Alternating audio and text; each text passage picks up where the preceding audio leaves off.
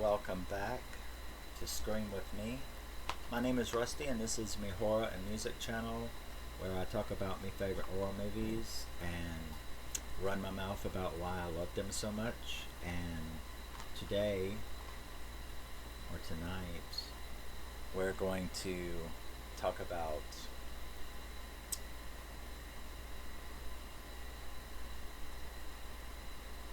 my computer went crazy. Today we're going to talk about The Craft. Love it, love it, love it, love it, love it. The Craft is from 1996 and it stars Robin Tunney and Fairuza Balk and Neve Campbell. And we will never, ever talk about this movie without also saying that it stars Skeet. My little Skeeter, yeah. Skeet Ulrich. Oh my god, oh my god. Skeet. You know, I have a big desktop.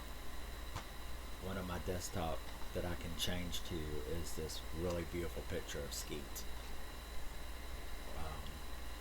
I love him in Jericho. I love him in pretty much everything that he's ever done. I was trying to think if there's something that I hated him in, but I don't think so. But anyway, The Craft, as a lot of horror fans will know, and you who haven't, since it is from 1996, The Craft. Let's read the synopsis here.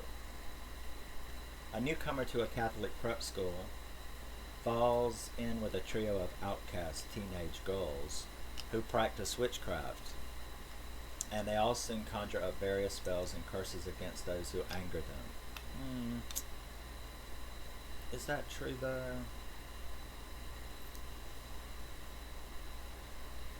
I don't really buy that as the synopsis, do you? I mean, that's not, I mean, some of it is, but first of all, the girls are, I mean, it is true. She's a newcomer. She starts school there, and she's very shy. And she, like in Buffy, like when Buffy first started, they're checked out by the upper class, and they're checked out by the outcasts. And you sort of have, which way are you going to go? So when she first gets to the school, she's sort of checked out by both groups. But she ends up being friends with the outcasts, and because they share this little mutual interest, which it was that, they're the ones who noticed in class she's balancing a pencil. She's balancing a pencil on her desk, and one of the other girls notice it. Now the outcast girls, one, she's like this really goth punky chick. Then you have the black girl, and then you have a girl that's got scars all on her. So they have these three reasons why they're sort of outcasts in this preppy little Catholic school. So the interesting thing about it is those other three girls, they really don't have any power. She's the only real witch, is Sarah. She's the one who has,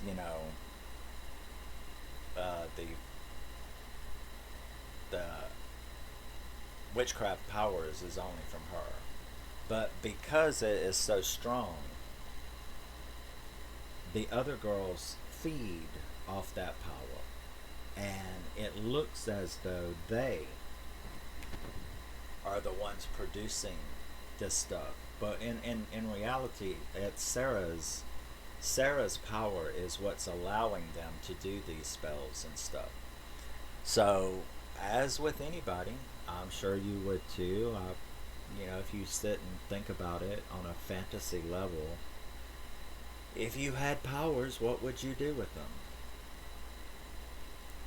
You can pretend that you would be like Gandhi or something. But the truth is that, you're just a human being, and you're going to have temptation to use that power for your own good. to use that power for vengeance, to use that power. I mean, I admit that I would probably do a little bit of both. I would take care of myself and my own desires, because, yeah, would I cast the love spell on Skeet Ulrich? I wouldn't even pretend to lie to you about that and say that, of course not, that would be wrong. It's just wrong. I don't give a fuck. If I could have Skeet Ulrich following me around, I will burn black candles at midnight for, for a week in a row. You know what I'm saying? I ain't gonna lie about that. What would you do for Neve Campbell or whoever you got a crush on, alright? Don't play. Don't even play. Because that's what you're doing. You're playing goody two shoes. Now, I'm not a psycho. So I wouldn't, you know, go where the punk girl goes. She ends up in a mental institution because she's fucking mental. You know what I mean? The girl dropped her basket, and as soon as she got some power, it went full force. I'm also a little bit more like, you know, the Neve Campbell's character, who, yeah, she wanted to strike a little vengeance, you know, and the snooty prom queen cheerleader girl, all her hair starts falling out, gives her a little taste of her own medicine. Yeah, I would do that. But if it went too far, I would guess I would feel a little bit guilty. I mean, I'm not going to try to destroy them. And that's the problem with, you know, the punky girl, is she takes it too far, and she was really the dangerous one of the bunch, was her. Sarah, she just, you know, she's got a little mean streak, but she doesn't really, she's not a mean person, you know, and she has a hard enough time dealing with the fact that she has these powers anyway. But aside from, I mean, she even apologizes. You know, she said she took it too far with Skeet. Um, so yeah, I think all of the characters except Miss Punky, um, were all right. They weren't like evil or anything like that. That girl just lost her mind. You know, so I think in the end she ended up right where she needed to be. The soundtrack, of course, of this movie is absolutely phenomenal because it's from my era. So, of course, you know, I love the soundtrack. Um, Not as hard and heavy as what I listen to, but still, you know, 80s and 90s, or I'm an 80s and 90s freak. So, yeah, I like Cyndi Lauper and, oh gosh, I like Madonna. Ah, ooh, shoot me. Um, but it's not what I listen to mostly. What I listen to mostly is heavy metal, grunge, alternative, punk. Um, 98% of the time, 2% is maybe, you know, 80s classics and radio classics and stuff like that. But still, the soundtrack is, you know, the soundtrack is absolutely phenomenal with this movie. And the ending, I liked it.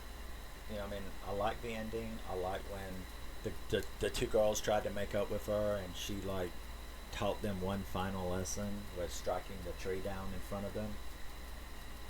You know, who's the boss here? So that was pretty good. The girl ended up in the mental asylum.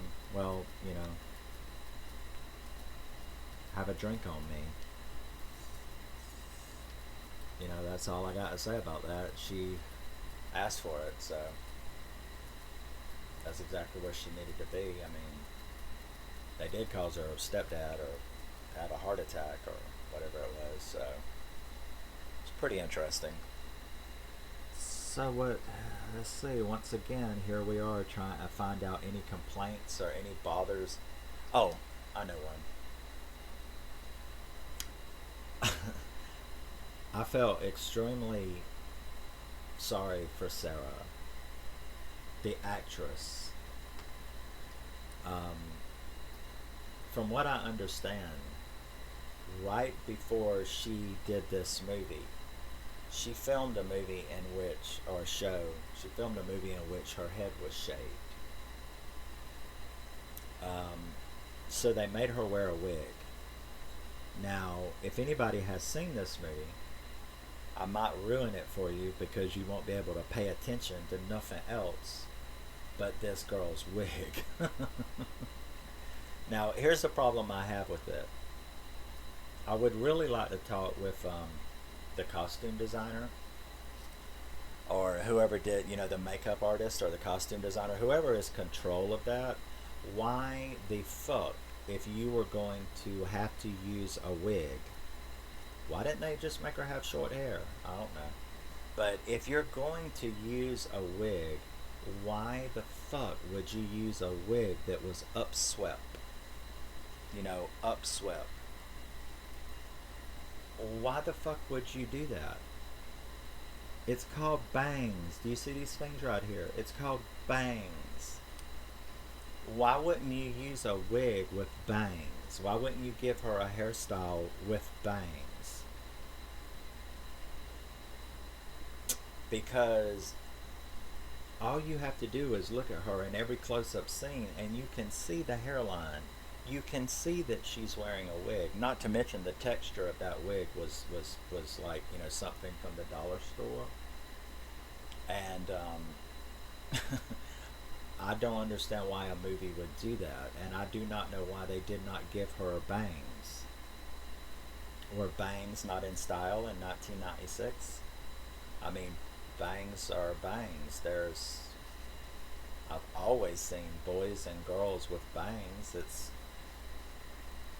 I don't think there's ever been a time when there wasn't bangs, so I guess, then again, I'm not a fashionista, so I don't know.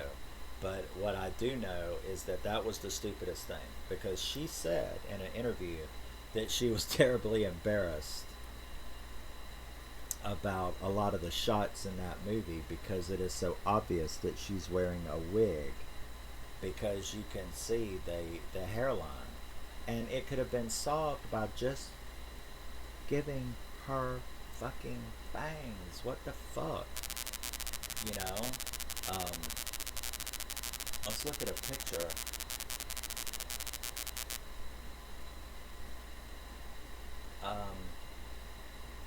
Well, I mean, they all kind of were swept away.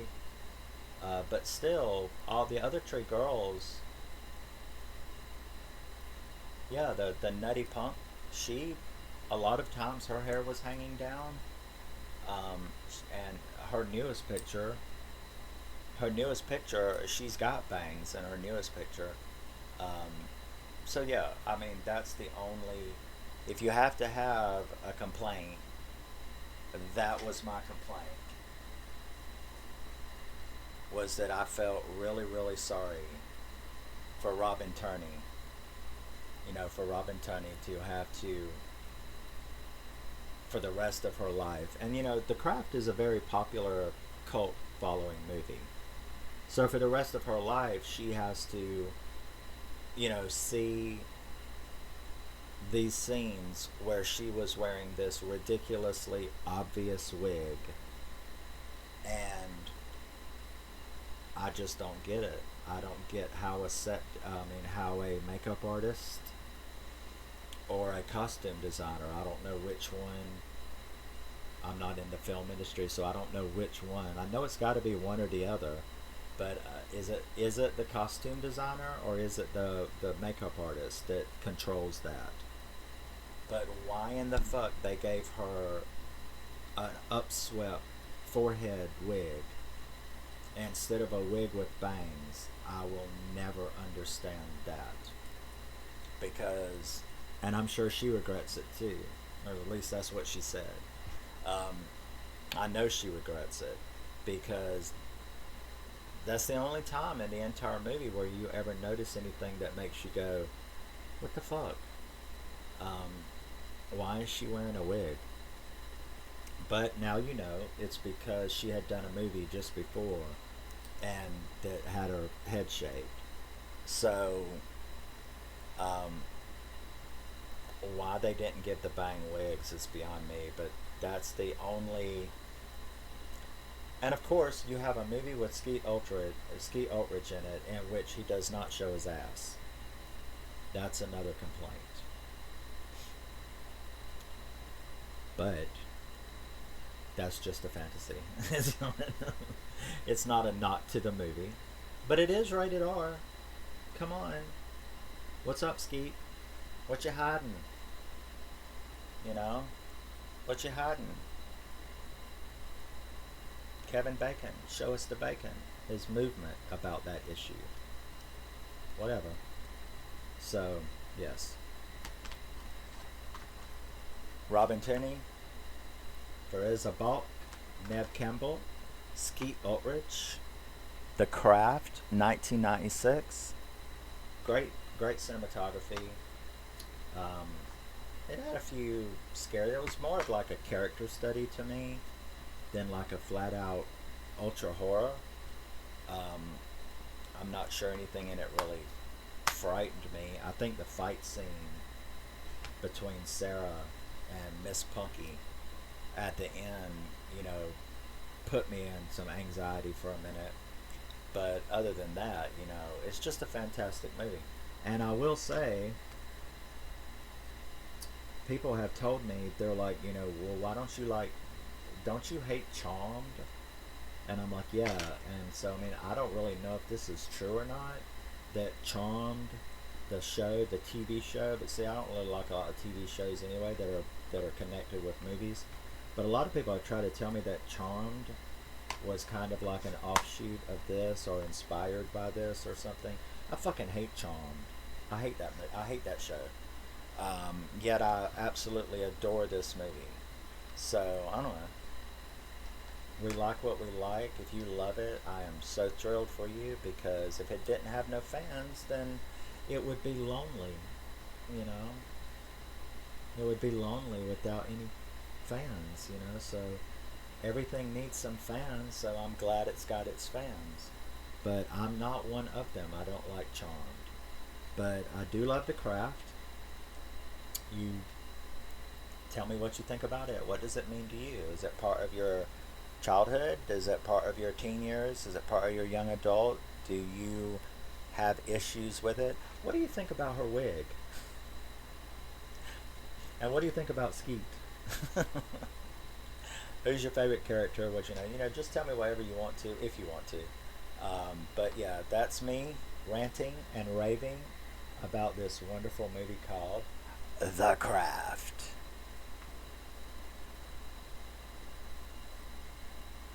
And hopefully I will be back with you soon with another video. I'll pick out something else. I have something in mind sitting right over there looking at me. But thank you for spending your time with me, and I will continue to do these. I've only got 1,500 more to get to. Yeah. So I plan on doing everything that I can, and that isn't even talking about me music that I got to talk about.